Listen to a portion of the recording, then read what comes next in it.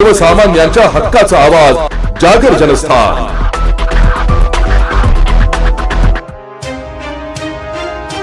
नाशिकमध्ये आज राष्ट्रीय दृष्टिहीन महासंघाच्या वतीने महापालिकेवर भव्य मोर्चा काढण्यात आलाय। आपल्या प्रलंबित मागण्यांकडे प्रशासनाचे लक्ष वेधण्यासाठी काढण्यात आलेल्या मोर्चावेळी दृष्टिहीन बांधवांनी महापालिका प्रशासनाविरोधात जोरदार घोषणाबाजी केली आहे। कामावर रुजू करून घेणे आणि घर बांधणीसाठी भूखंड देणे यासह अनेक मागण्या यावेळी करण्यात आल्या। राष्ट्रीय दृष्टिहीन महासंघाच्या नेतृत्वाखाली निघालेल्या या मोर्चात मोठ्या संख्येने दृष्टिहीन बांधव सहभागी झाले होते। हात मागण्यांचे फलक आणि बॅनर घेऊन आंदोलकांनी महापालिका परिसर दणाणून सोडलाय। आंदोलकांच्या प्रमुख मागण्यांमध्ये दृष्टिहीन बांधवांना तात्काळ कामावर रुजू करून घेणे, त्यांना रोजगाराच्या संधी उपलब्ध करून देणे आणि घर बांधणीसाठी भूखंड उपलब्ध करून देणे यांचा समावेश आहे।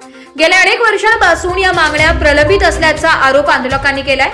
यावेळी बोलताना राष्ट्रीय दृष्टिहीन महासंघाचे महासचिव DP बोडके यांनी सांगितले की दृष्टिहीन नागरिकांच्या मूलभूत प्रश्नांकडे प्रशासनाने गांभीर्याने लक्ष द्यावे। त्यांच्या हक्कांसाठी आम्ही सातत्याने पाठपुरावा करत आहोत। जर आमच्या मागण्या लवकर मान्य झाल्या नाही तर यापेक्षा तीव्र आंदोलन करण्याचा इशारा देखील यावेळी देण्यात आलाय। प्रशासनाने तातडीने दखल घेऊन तोडगा काढावा अशी मागणी आंदोलकांनी केली आहे।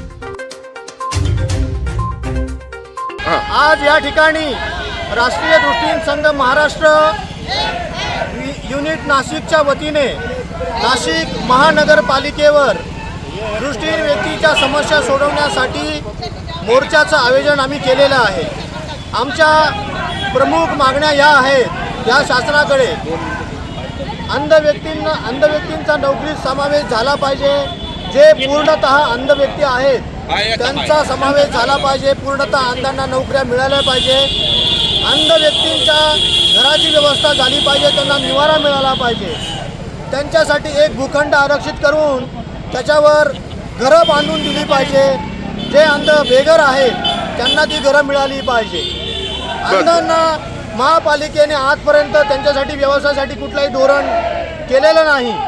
एवढा 5% निधी महापालिकेकडे उपलब्ध असताना सुद्धा त्या निधीचं वाटप कशा प्रकारे केलं जातं त्याचं आपल्याकडे कुणाकडे उत्तर नाही।